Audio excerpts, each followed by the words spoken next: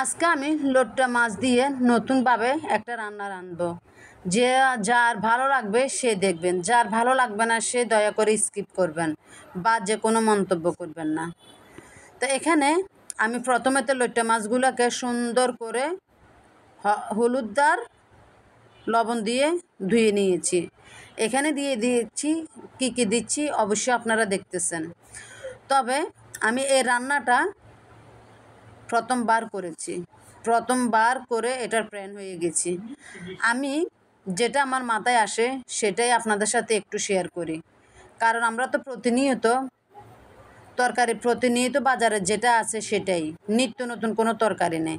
তাহলে আমাদেরকে নিত্য নতুন করে কোনটাতে আমাদের স্বাদ লাগে, কোনটাতে কোন জিনিস দিয়ে খেতে ভালো লাগে আমরা সেটাই চেষ্টা করি।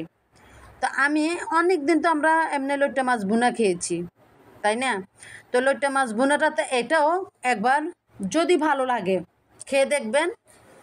খেয়ে দেখলে আমার দীর্ঘ বিশ্বাস আপনারা এটার ফ্যান হয়ে যাবেন। সবসময় তো আমরা বড় মাছ ভুনা করে খাই, বড় মাছ ওই করে খাই, সে করে খাই, অন্যরকম করে তো খাওয়া যায়, তাই না?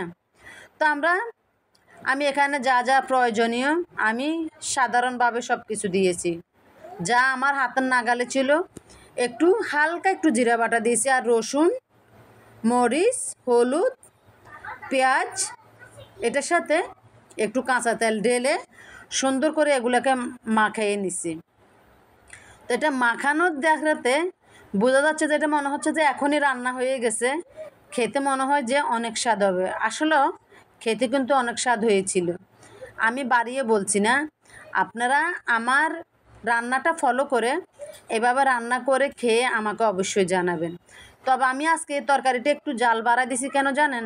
লইট্টা মাছে একটু জাল বাড়াই দিলে একটু বেশি ভালো লাগে। আপনারা জানেন আমি কাঁচামরিচের তরকারি খাই, এখানে একটু গুঁড়া মরিচ দিছি, লইট্টা মাছটা একটু সাদা সাদা মারে, সেজন্য একটু হলুদ মরিচ একটু দিছি কালারের জন্য, কিন্তু জাল তেমন একটা হয় নাই। আমরা যেরকম খাই এটার চেয়ে সামান্য একটু বাড়তে দিয়েছি। তবে আমার রান্নাটা একদম শেষ। তবে এটাতে কোনো কাঠি একদম দেওয়া যাবে না, চামিচ একদম দেওয়া যাবে না, হাতে ডুলাই এটা রান্না করতে হবে। তবে বলবেন যে আপু মাছটা কি ভেঙে যাবে না? সেজন্য আপনাদেরকে পরিবেশন করিয়েও দেখিয়ে দিলাম। আমার যেমন মাছ তেমনই আস্থা আছে, আপনারাও আমার মতো করে রান্না করবেন, এভাবে আস্থা থেকে যাবে, খেতে অনেক স্বাদ হবে। অনায়াসে এই প্লেটের ভাত থাকবে না, প্লেটের ভাত শেষ হয়ে যাবে। রান্না করে অবশ্যই খেয়ে দেখতে পারেন। তবে ভিডিওটা যদি কোনো অংশে কোনো কিছুতে যদি ভালো লেগে থাকে একটু বোনটার ভিডিওটা শেয়ার করে দিয়েন, লাইক কমেন্ট করবেন, পাশে থাকবেন, তাহলে তো আমরা বন্ধু। আল্লাহ হাফেজ।